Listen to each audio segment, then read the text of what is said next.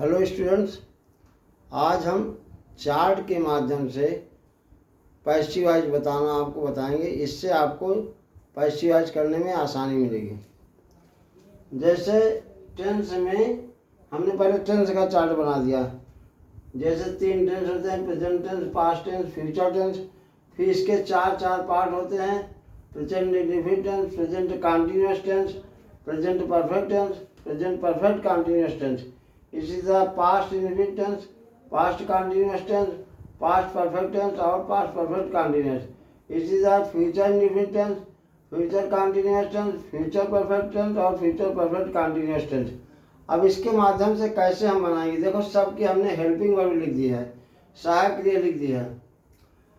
तो इसमें इंडेफिनिट वाले वाक्य में कंटीन्यूअस की सहायक क्रिया लग जाएगी। जब पैसिव वॉइस करेंगे तो जैसे डू डज वाला वाक्य है तो जब पैसिव वॉइस करेंगे तो इज हमारा लगा देंगे। डिड वाला वाक्य है तो वाज लगा देंगे। विल शैल का वाक्य तो विल भी शैल भी लगा देंगे। और इधर परफेक्ट वाला में परफेक्ट कंटीन्यूअस की, जैसे विल है, इसका हैज हैव का वाक्य है तो पैसिव वॉइस करने के लिए हैज बीन हैव बीन लगाएंगे। हैड का वाक्य तो हैड बीन लगाएंगे। विल हैव शैल हैव का वाक्य तो will have been shall have been लगाएंगे। अब आप ये सोचते होंगे जैसे प्रेजेंट इंडेफिनिट में प्रेजेंट कंटीन्यूअस की सहायक क्रिया लगाएं तो प्रेजेंट कंटीन्यूअस में क्या करेंगे, प्रेजेंट कंटीन्यूअस और पास्ट कंटीन्यूअस दोनों में वही सहायक क्रिया रहेंगी, बीइंग और लग जाएगा, बीइंग और लग जाएगा। चाहे प्रेजेंट कंटीन्यूअस हो चाहे पास्ट कंटीन्यूअस, दोनों में बीइंग लग जाएगा। तो और फ्यूचर कंटीन्यूअस की पैसिव वॉइस इसकी होती नहीं है, इसकी पैसिव वॉइस नहीं होती है। लास्ट के ये 3 जो हैं परफेक्ट कंटीन्यूअस, चाहे प्रेजेंट परफेक्ट कंटीन्यूअस हो, चाहे पास्ट परफेक्ट कंटीन्यूअस हो, चाहे फ्यूचर परफेक्ट कंटीन्यूअस हो, इनकी पैसिव वॉइस नहीं होती। अच्छा, हर एक टेंस की पहचान उसकी सहायक क्रिया से होती है। जैसे सहायक क्रिया जब दी होती है तो सहायक क्रिया के माध्यम से हम पहचानते हैं कि ये कौन सा टेंस है। कभी कभी सहायक क्रिया नहीं होती। अगर सहायक क्रिया ना हो तो या तो वो प्रेजेंट इंडेफिनिट का वाक्य होगा या पास्ट इंडेफिनिट का। अगर वर्ब की फर्स्ट फॉर्म लगी है तो प्रेजेंट इंडेफिनिट, अगर सेकंड फॉर्म है तो पास्ट इंडेफिनिट। इसके अलावा सारे मतलब प्रेजेंट इंडेफिनिट, पास्ट इंडेफिनिट के अलावा बाकी जितने पार्ट्स हैं सब में सहायक क्रिया जरूर लगेगी रहेगी। हेल्पिंग वर्ब भी बहुत निश्चित रूप से रहेगी।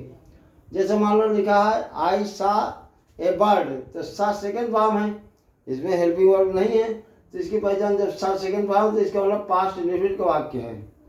इसी तरह ही रीड्स इंग्लिश, ये रीड्स इंग्लिश फर्स्ट फॉर्म है तो इसमें प्रेजेंट इंडेफिनिट का वाक्य है।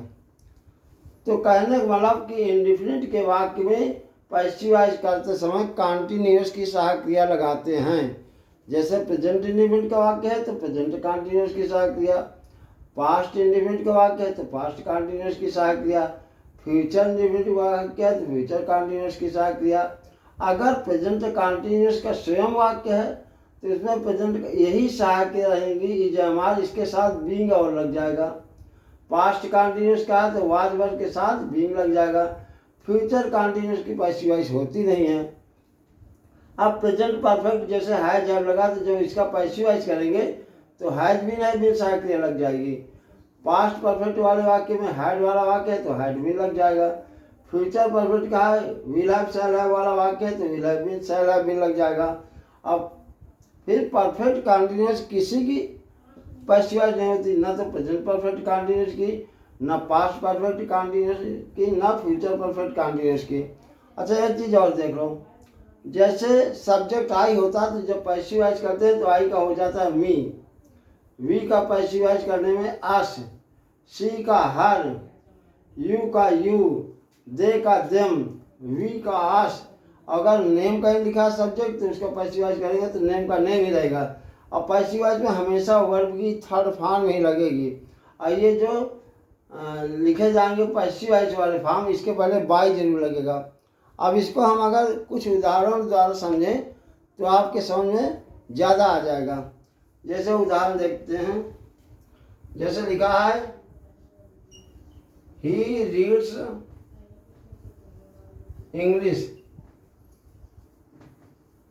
अभी हमने बताया था कि सहायक टेंस की पहचान उसकी सहायक क्रिया से होती है, और इसमें कोई सहायक क्रिया नहीं है। तो जब सहायक क्रिया नहीं तो रीड से कौन सा फॉर्म है, फर्स्ट फॉर्म है, तो फर्स्ट फॉर्म ये प्रेजेंट इंडेफिनिट के अंतर्गत आ जाएगा। इसका जब पैसिव वॉइस करेंगे तो इज हमारा लगा देंगे। बस ऑब्जेक्ट का स्थान सब्जेक्ट के स्थान पे, सब्जेक्ट का स्थान ऑब्जेक्ट के स्थान पे हो जाता है। तो पहले लिखेंगे इंग्लिश। अब इंग्लिश चूंकि सिंगुलर शब्द है तो इसके साथ लगेगा इज। रीड का थर्ड फॉर्म रेड। स्पेलिंग वही रहती है, केवल प्रोनाउंसिएशन उसका बदल जाता है, उसको पढ़ा जाता है read. English is read by he का पैसिव हिम। बस हो गया, कोई कठिन नहीं है। किसी भी टेंस से देखो, जैसे मान लो they did not play hockey, जैसे ये वाक्य है they did not play hockey. तो पहले तो हॉकी लिखा जाएगा, हॉकी लिख देंगे। हॉकी के बाद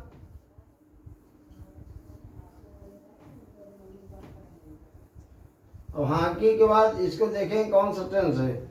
यहाँ डिड नॉट लगा, तो डिड किसकी सहायक क्रिया, पास्ट इंडेफिनिट की।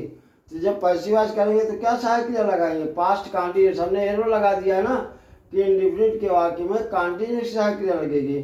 तो हॉकी के साथ वाज वर्ब में से एक लगेगा। अब ये नहीं कि दोनों में कोई मन चाहे अपने मन से लगा लो। अब चूंकि हॉकी सिंगुलर नंबर है इसलिए इसके साथ वाज लगाएंगे, वर नहीं लगाएंगे, वर लगता है प्लूरल के साथ। तो हॉकी वाज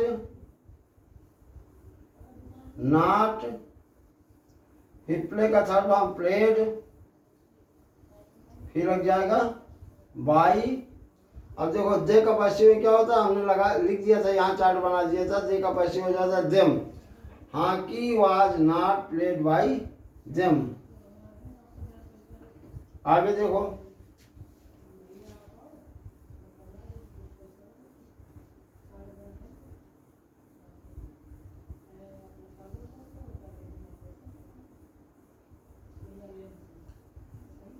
we had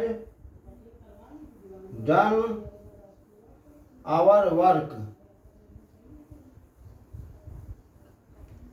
अब देखो ये वी हैड डन, हैड लगा है, यहाँ सहायक क्रिया पास्ट परफेक्ट की। तो जब पैसिव वॉइस करेंगे तो क्या लगाएंगे, हैड बीन लगाएंगे। तो पहले लिखें ऑब्जेक्ट, लिखें our work,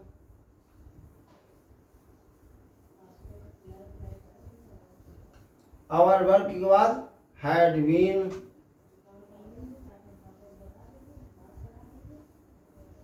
done by। We का पैसिव वॉइस क्या हो जाएगा, अस हो जाएगा। अब देखो इसको हम इरेज करके दूसरे और उदाहरण लिखते हैं।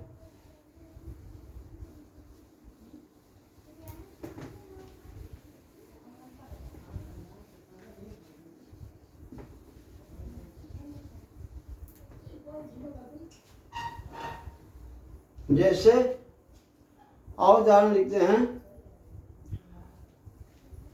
She is writing a letter. जैसे ये वाक्य है she is writing a letter. तो इसको पहचानो कौन सा टेंस है। हमने बताया था कि टेंस की पहचान उसके हेल्पिंग वर्ब से होती है। हेल्पिंग वर्ब क्या लिखा है, इज लिखा है। तो इज कहाँ है, देखो इसमें इज लिखा है यहाँ, मतलब प्रेजेंट कंटीन्यूअस है। तो प्रेजेंट कंटीन्यूअस का पैसिव वॉइस करने के लिए इस इज आर में से एक लिखा जाएगा और साथ में ये देखो हमने एरो लगा दिया, बीइंग लिखा जाएगा। तो पहले लिखेंगे ए लेटर, इसका आंसर हो जाएगा पहले ए लेटर।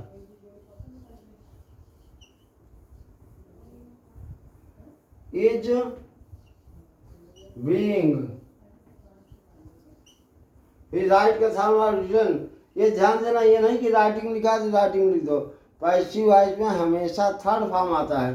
तो a letter is being written, write का थर्ड फॉर्म रिटन बाय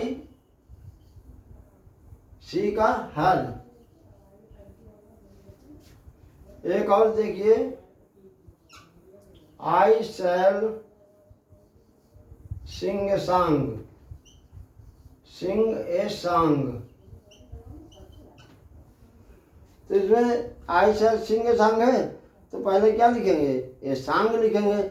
अब देखो शैल और विल किसकी सहायक क्रिया है, फ्यूचर निवृत्त की हैं, तो फ्यूचर निवृत्त में फ्यूचर कंटिन्यूस की सहायक क्रिया लग जाएगी। अब ये निश्चित नहीं कि शैल लगा तो शैल बी ही लगाओ। अब ये सांग ऑब्जेक्ट जो लिखा है इसको पहले लाएंगे, तो ये सांग के साथ आ जाएगा विल बी। ये सांग के साथ शैल नहीं लगेगा, विल बी संग बाई आई का मी, मतलब आई और वी के साथ शैल लगता है, बाकी समय विल लगता है। ट्रांसलेशन में पढ़ा होगा ना कि आई और वी के साथ शैल लगाते हैं, बाकी समय विल लगाते हैं। अगर कोई वाक्य में आवश्यक लगा होता है तो उल्टा हो जाता है, आई और वी के साथ विल, बाकी समय शेष में शैल लगाते हैं। अच्छा, अब इसमें थोड़े 2-4 वाक्य और देख लें। जैसे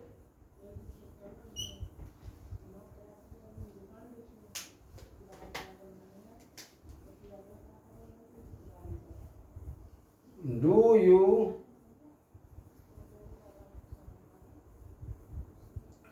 bye a new book,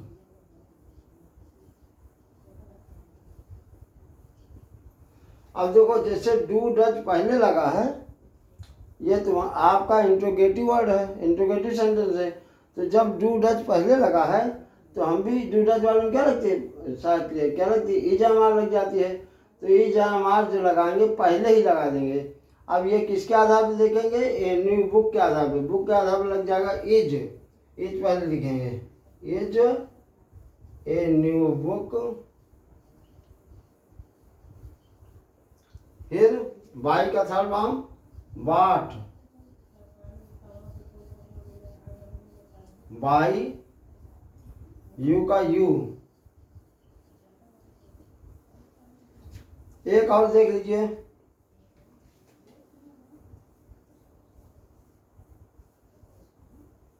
why have they not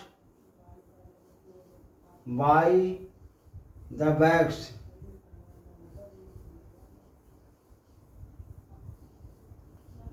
देखो ये भी आपका इंट्रोगेटिव है, क्योंकि वाई से स्टार्ट है। जब वाई पहले लगा है तुम वाई लिख दो, पहले लिखेंगे वाई। अब हैव वाले में क्या होता है, हैव वाले में देखो तो हैव वाले में होता है, हैज वाले में हैज बीन। तो हैज बीन इकट्ठा नहीं लिखी जाएगी, पहले हैव में से एक, अब इसके बाद ऑब्जेक्ट लाएंगे तब फिर बीन लिखा जाएगा। Why have the bags been. अच्छा, इसमें नॉट भी लगा है तो नॉट भी बीन के पहले ही लगेगा। Why have the bags not been buy का थर्ड फॉर्म बाट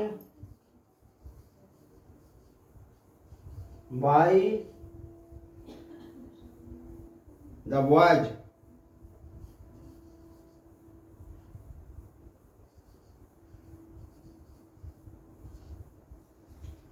इस तरह ये हमने पैसिव वॉइस के चार्ट के माध्यम से आप लोगों को पैसिव वॉइस का जो प्रारंभिक छोटे छोटे वाक्य थे या टेंस के आधार पर जितने वाक्य थे उनका पैसिव वॉइस करना हमने बताया। अगली वीडियो में हम जो कठिन वाक्य होते हैं, टिपिकल वाक्य हैं, उनका हम पैसिव वॉइस अगले वीडियो में बताएंगे। और आप लोगों से मतलब अगर आप लोगों ने अभी तक हमारे चैनल को सब्सक्राइब न किया हो तो इसका सब्सक्राइब कर दें, ताकि हम सारे नियम अच्छी भाषा में आपको समझा सकें। Thank you.